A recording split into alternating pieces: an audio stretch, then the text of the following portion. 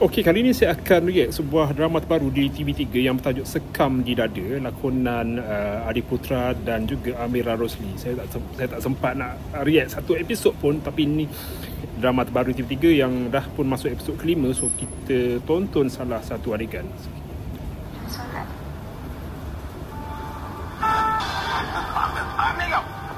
Ambil. Solat lah. Kalau kau nak solat, kau solatlah. Selagi Orchid isteri abang, tanggungjawab Orchid untuk ingatkan abang benda yang wajib.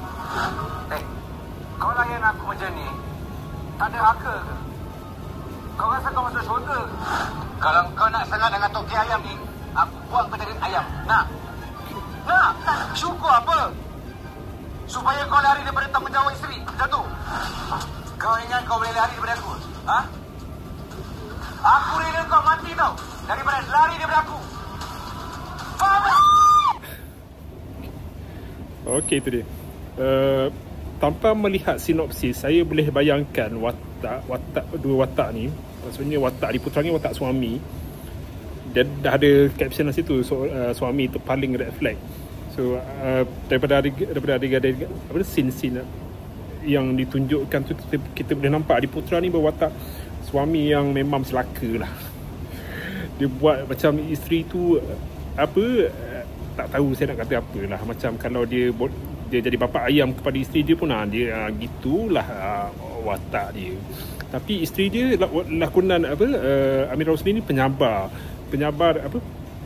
sebab kita boleh tengok cut scene tu daripada suaminya yang mana maksudnya dari segi fizikal dia boleh bergerak, boleh apa tu, tiba dekat kursi roda. Maksudnya ada sesuatu yang berlaku, macam kemalangan ke, sampai dia jadi cacat kekal ke, tak tahulah, mungkin dia jadi lumpuh ke lah. Tapi watak Amira ni, lakonan Amira ni, dia masih lagi bersabar. Dia boleh lagi melayani suami dia dengan keadaan tantrum macam tu. Ada komen yang kata Amira ni terlalu muda untuk jadi watak mak-mak. Tapi dia memang dah lama jadi mak dah pun. Tapi orang boleh bayangkan macam gandengan, katalah Adi Putra ni kalau digandingkan dengan Desi Dawati mungkin lebih sesuai. Sebab Desi Dawati tu memang sesuai dengan watak-watak mak-mak lah. Tapi kita kena bagi ruang jugalah dekat Amira Rosli untuk watak-watak begini. Dan bila tengok scene tadi, macam orang pun maksudnya Adi Putra bila dia jadi suami macam tu, suami yang celaka macam tu, dengan atas kursi roda pun masih lagi dia nak jadi macam tu. Orang rasa nak tolak, ramai penonton rasa nak tolak je wheelchair tu masuk gaung. Tapi kalau korang rasa sakit hati dengan Adi Putra, maksudnya berjayalah watak yang dibawakan oleh Adi Putra tu.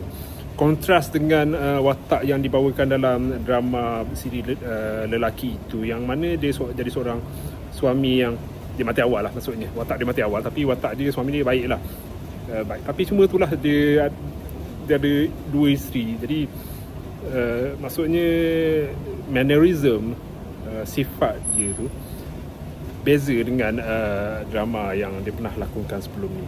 Jadi korang boleh terima tak Adi Putra ni jadi watak begini, jadi watak macam sebelum ni? Yelah, kita faham sebelum ni dia ni hero drama Melayu lah. Okey, sedikit info pasal drama sini. Sinopsis dia pasal Orchid, lakonan Amira Rosli, yang mana seorang wanita yang terperangkap dalam perkahwinan toksik dengan suaminya, Nasir, lakonan Adi Putra. Di luar, Nasir mungkin nampak seperti seorang suami dan bapa yang bertanggungjawab, tapi di sebalik dinding rumah mereka, Orchid berdepan dengan tekanan mental yang semakin menghimpit. Apabila Nasir jatuh sakit dan kehilangan keupayaan, lumpuh akibat sebab lumpuh, Orchid ambil keputusan untuk mengejutkan dia menuntut cerai.